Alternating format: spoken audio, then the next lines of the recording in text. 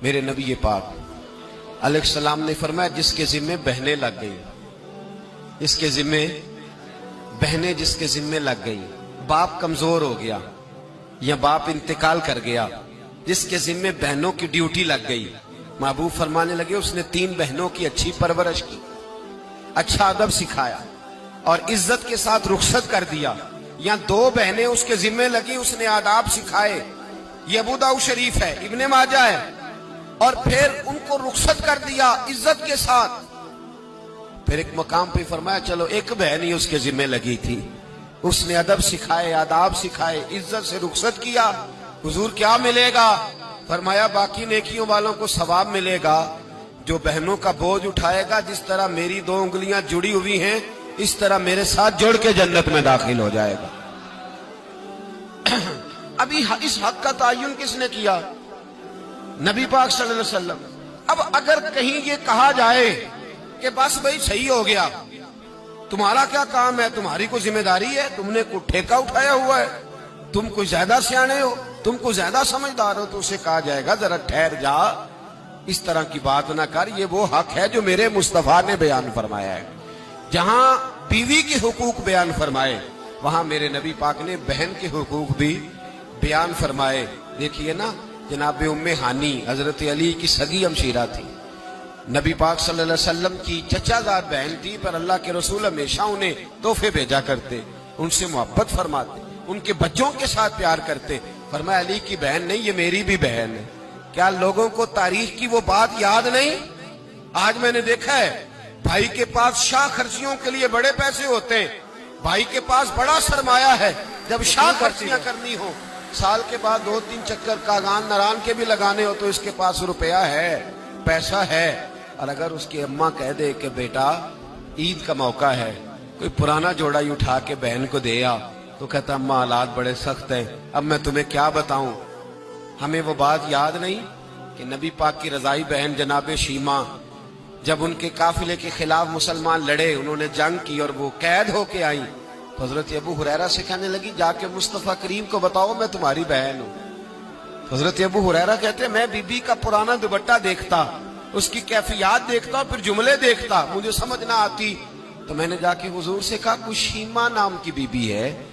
تو کہتے ہیں ابھی میں نے جملے بھی پورے ادا نہیں کیے، نبی پاک ممبر سے اٹھ کے کھڑے ہو گئے اور رسول پاک کی چادر مبارک ممبر پہ رہ گئی، محبوب اٹھ کے گئے اور پھر جناب شیمہ کو گھر لے گئے اور پھر فرمایا عائشہ کو بلاؤ، فاطمہ کو بلاؤ، سودا رفسہ کو بلاؤ، ان سب سے کہو آؤ دیکھو میری بہن میرے گھر میں آئی۔ یہ رشتوں کا احساس، یہ رشتوں کی کیفیات، یہ درد، یہ سوز، یہ حضور نے ہمیں تعین کر کے دیا ہے، یہ نبی پاک علیہ السلام نے ہمیں بتا کر کے دیا ہے۔ حضور نے ڈھیروں تحفے دیے اور ایسی آفر کی جس کے لیے امت تڑپتی ہے، ترستی ہے۔ حضور نے فرمایا شیمہ اگر تو پسند کرے تو تیرے لیے مدینے میں مکان نہ بنا دوں، اگر تو کہے تو یہاں تیرے لیے مکان نہ بنا دوں، جہاں 70,000 فرشتے روز سلامی دینے آتے، یہاں تیری پکی رہائش نہ کر دوں؟ عرض کی یا رسول اللہ میرے خاوند کا گھر، میرے بچوں کا گھر، جہاں میں بیاہی گئی، جن کے حقوق آپ نے بیان فرمائے، میں وہاں جانا چاہتی ہوں۔ حضور نے ڈھیروں تحفے دے کے رخصت کیا۔ تو میرے بھائی بہن کا ایک حدیث ہے، مشکات شریف، مشکات میں حدیث ہے، ایک حضور علیہ السلام کے صحابی تھے جو نبی پاک کی بارگاہ میں بیٹھے رہتے تھے، اس پر شارحین نے بڑا کچھ لکھا ہے، کہتے ہیں وہ علم دین حاصل کرتے تھے یا جہاد میں مصروف رہتے تھے۔ ان کا ایک بھائی تھا تو وہ تجارت کرتا تھا، کاروبار کرتا تھا، یہ مشکات ہے۔ ایک دن آ کے عرض کرنے لگے یا رسول اللہ صلی اللہ علیہ وسلم اسے سمجھائے کوئی کام بھی کرے، آپ کے پاس بیٹھا رہتا ہے، ڈیوٹی ساری میں کرتا ہوں۔ تو محبوب فرمانے لگے خاموش ہو جا، ہو سکتا ہے رب کریم جو تجھے رزق دے رہا ہے وہ بھی اس کی برکت سے عطا فرما رہا ہے، اس کے نصیب کا اللہ تجھے دے رہا ہے، ہو سکتا ہے اس کے توسل سے، پتہ نہیں اللہ کس کی وجہ سے دے رہا ہے، کس کے حصے کا تیرے گھر بھیج دیتا ہے۔ امام حسن رضی اللہ تعالیٰ عنہ جب کسی شخص کو کچھ دینے جایا کرتے تھے تو فرماتے تھے بھائی یہ نصیب تیرا تھا، اللہ نے میرے گھر بھیج کے میری ڈیوٹی لگائی تھی کہ میں تجھ تک پہنچا دوں، میں نہیں لے کے آیا، نصیب تیرا ہی تھا، میرے ذمے لگا تھا کہ چلو میں بھیج دوں۔ تو یاد رکھیے گا اگر کچھ جگہوں پہ ہمیں حقوق ادا کرنے پڑتے ہیں किसी मालदार भाई को किसी गरीब का ख्याल रखना पड़ ही जाता है, तो मेहरबानी करे वो ख्याल करे। मैंने एक अमीर भाई से एक दफा कहा कि तेरे गरीब भाई की बच्चियां बड़ी हो गई हैं, तेरे बच्चे हैं, रिश्ता ले लो, रिश्ता ले लो। तो कहने लगा नहीं, वो जब शादी करेगा तो मैं तावन करूंगा। तो मैंने कहा तू क्या तावन करेगा, क्या मतलब है तेरा? तू भाई की मोहब्बत को पैसों में तोल रहा है, सोचा ही नहीं तूने। वो उसी बाप की सुल्ब से जिससे तू है, उसी माँ का दूध पिया है जिसका तूने पिया है।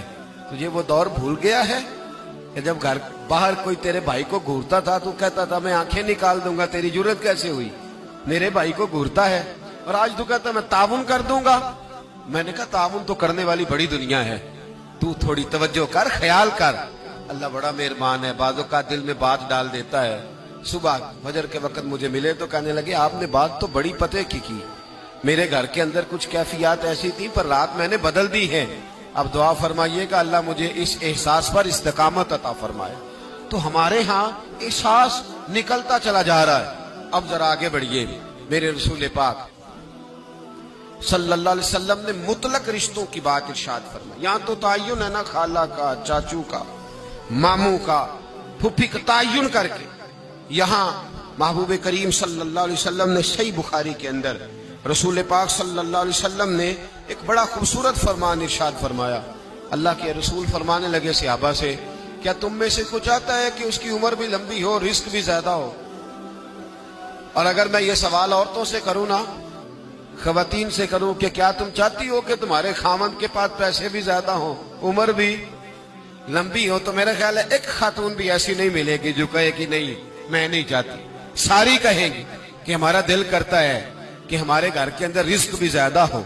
और अल्लाह तबारक व तआला ने जिसको मेरे सर का साया बनाया वो कायम भी रहे। हर खातून ये दुआ मांगेगी। अब ये सही बुखारी है, तो फिर वो वाला वजीफा पढ़ ले जो नबी पाक ने बयान फरमाया है। नबी पाक अलैहिस्सलाम ने फरमाया क्या तुम में से कोई चाहता है उम्र लंबी हो, रिस्क ज्यादा हो? शाबाश करने लगे हुजूर सारे चाहते हैं, ये सही बुखारी है। तो महबूब फरमाने लगे फिर वजीफा सुनो, अपने रिश्तेदारों के साथ अच्छा सलूक करो, अल्लाह तुम्हारी उम्र भी लंबी फरमा देगा, रिस्क में इजाफा भी फरमा देगा।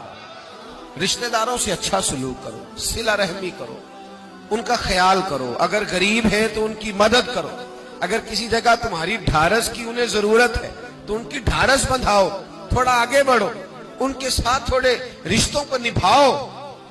तुम तो सिर्फ एक रिश्तेदार की हौसला अफजाई करोगे, बीमार होगा तो तीमारदारी करोगे, किसी तकलीफ में जाके उसकी दिलजोई करोगे, अल्लाह तुम्हें उसका इनाम ये देगा कि रब तबारक व तआला तुम्हारे रिस्क में भी इजाफा फरमा देगा और तुम्हारी उम्र को भी लंबा फरमा देगा। अब हमारे यहाँ होता ये है कि लोग कहते हैं जी मेरा रिश्तेदार सख्त बहुत है, बड़ा सख्त है।